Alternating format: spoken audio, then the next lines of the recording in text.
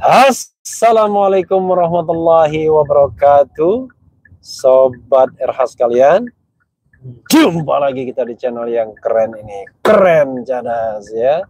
Sobat RH sekalian, saya sedang dalam perjalanan, ada acara seminar ya, mengenai ketatanegaraan, forum ulama, Habib, Habaib, dan masyarakat umum ya, di daerah luar kota Jakarta, tidak jauh dari Jakarta.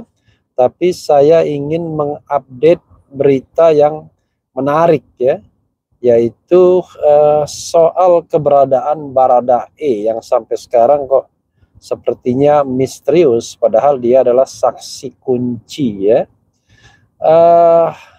Sobat era sekalian, coba kita bacakan ya beberapa perkembangan mengenai Baradae. Sebagaimana dilansir oleh beberapa media. Coba kita lihat dulu ya. Oke, Sobat RH sekalian, di sini misalnya ada perkembangan terbaru, rombongan ajudan Sambo tiba di Komnas HAM ya, diperiksa soal Brigadir J. Kemudian juga ada berita terkait dengan keberadaan Baradae masih misterius. Akun Instagram Richard Eliezer ramai komentar netizen cuma kambing hitam kasus Brigadir J. Nah, coba kita bacakan sobat era sekalian ya, dan kita ulas. Apakah dia pelaku, apakah dia kambing hitam, apakah dia yang eksekutornya. Coba kita bacakan sobat era sekalian. Keberadaan Baradae masih misterius. Akun Instagram Richard Eliezer ramai komentar netizen, cuma kambing hitam kasus Brigadir J. Jakarta, tim TV1 ya, tv1news.com. Pasca insiden baku tembak yang menewaskan Brigadir J pada Jumat, sosok Baradae seolah hilang di telan bumi dan menjadi misteri. Banyak yang mempertanyakan di mana keberadaan ajudan Kadif Propam nonaktif Irjen Verdi Sambo tersebut. Selama ini identitas Baradae yang masih berstatus sebagai terperiksa selalu dirahasiakan. Mantan Kadif Hukum Polri Irjen Arianto Sutadi memberikan tanggapan terkait hal tersebut.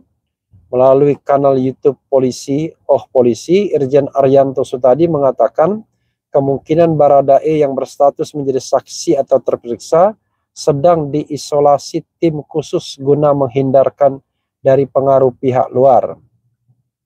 Ini saksi ini bisa juga dia memang diisolasi oleh tim khusus itu. Maksudnya supaya diisolasi jangan sampai dia terkontaminasi dari pengaruh lain, ujar Irjen Arianto Sutadi. Publik yang dibuat penasaran dengan keberadaan sekaligus identitas asli Baradae telah menembak mati Brigadir J langsung menyerbu akun Instagram Richard Eliezer yang diduga merupakan akun asli Baradae. Banyak dong nanti yang datang. Langsung subscribe-nya tambah. Richard Eliezer Pudihang Lumliu, pemilik akun Instagram bernama @rlumiu langsung ramai dikunjungi netizen setelah banyak yang menduga bahwa pemilik akun Instagram berasal dari Manado tersebut adalah sosok Baradae. Pada akun Instagram Richard Eliezer tertera bahwa ia adalah seorang pemanjat yang berasal dari Manado. Banyak unggahan fotonya yang memperlihatkan sosok Richard Eliezer sedang melakukan aktivitas outdoor di alam terbuka.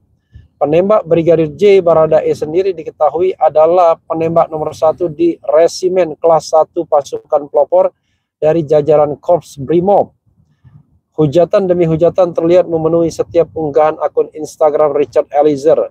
Tak sedikit yang menyebutkan bahwa Richard yang diduga adalah Baradae cuma dijadikan kambing hitam dalam insiden baku tembak dengan Brigadir J di rumah dinas Irjen Verdi Sambo. Kita lanjutkan ya.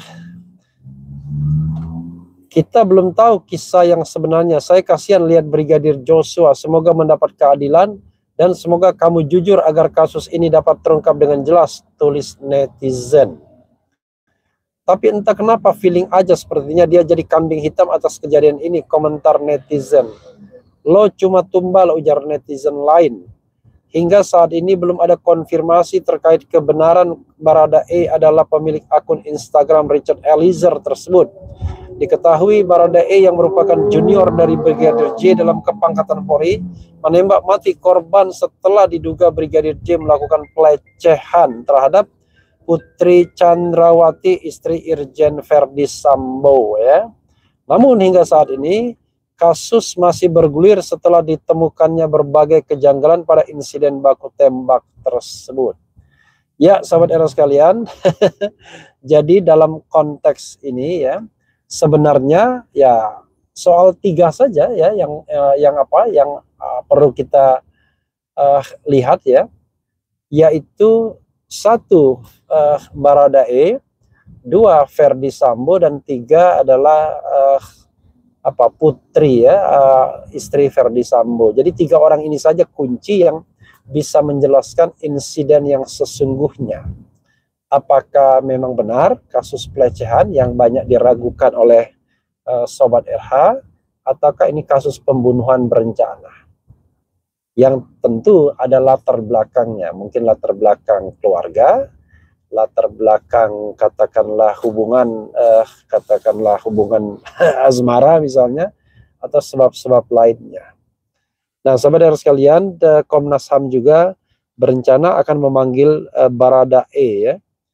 Baradae ini persis seperti dalam kasus KM50 yang menyangkut 3 orang eksekutor terhadap 4 laskar FPI yang konon katanya dieksekusi karena membela diri di mobil Xenia ya, Xenia putih kalau tidak salah, dan mereka 1 hari pun tidak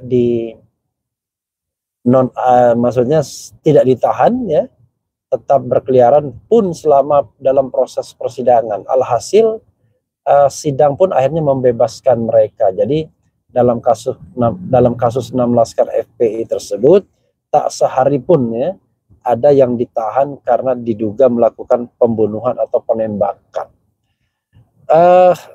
Kita lihat bagaimana yang terkait dengan Baradae ini dikaitkan dengan ini coba kita lihat profilnya ya. Keberadaan Baradae usai penembakan Brigadir J masih misterius. Berikut profilnya sebagaimana dilansir oleh Gorontalo, Teras Gorontalo. Teras Gorontalo, peristiwa penembakan di kediaman Kadif Propam nonaktif Irjen Verdi Sambo yang melibatkan Baradae dan Brigadir J masih misterius. Diketahui peristiwa penembakan itu menewaskan Brigadir J. Sebelumnya dalam keterangan kepolisian bahwa Baradae saling adu tembak dengan Brigadir J. Brigadir J disebut melakukan pelecehan terhadap istri Irjen Verdi Sambo, Putri Chandrawati. Saat kejadian, Putri Chandrawati sedang di dalam kamar dan berteriak dan didengar oleh Baradae. Kemudian adu tembak pun terjadi hingga menewaskan Brigadir J. Namun keterangan itu diragukan publik usai keluarga Brigadir J melalui kuasa hukum Kamarudin Simanjuntak memberikan sejumlah kejanggalan pada jenazah Brigadir J. Menurut Kamarudin, luka pada tubuh Brigadir J adalah luka sayatan jari-jari patah ya. Oke, sobat era sekalian, kita lihat ya. Kemudian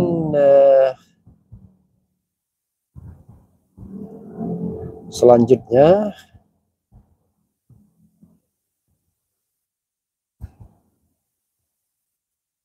dilansir dari portal lalu siapa sebenarnya Baradae? Dilansir dari portal Nganjuk, hingga saat ini masih menjadi pertanyaan publik siapakah sebenarnya Baradae, polisi yang terlibat dalam kasus polisi tembak polisi yang menewaskan Brigadir J. Baradae merupakan asisten pribadi atau ajudan yang ditugaskan di kediaman mantan Kadif Propam Polri Irjen Polisi Verdi Sambo. Baradae diperbantukan sebagai ADC yang ditugaskan di kediaman mantan Kadif Propam Polisi Irjen Verdi Sambo. Tak hanya untuk menjadi asisten pribadi Irjen Pol Verdi Sambo, Baradae juga bertugas menjaga keluarga Irjen Pol Verdi Sambo. Kombes Budi Herdi Susianto, Kapolres Jakarta Selatan pada Selasa 12 Juli 2022 menjelaskan dalam konferensi persnya bahwa Baradae merupakan sosok penembak nomor 1 di Resimen 1 Pasukan Pelopor di jajaran Korps Brimob. Dilalanya gitu ya.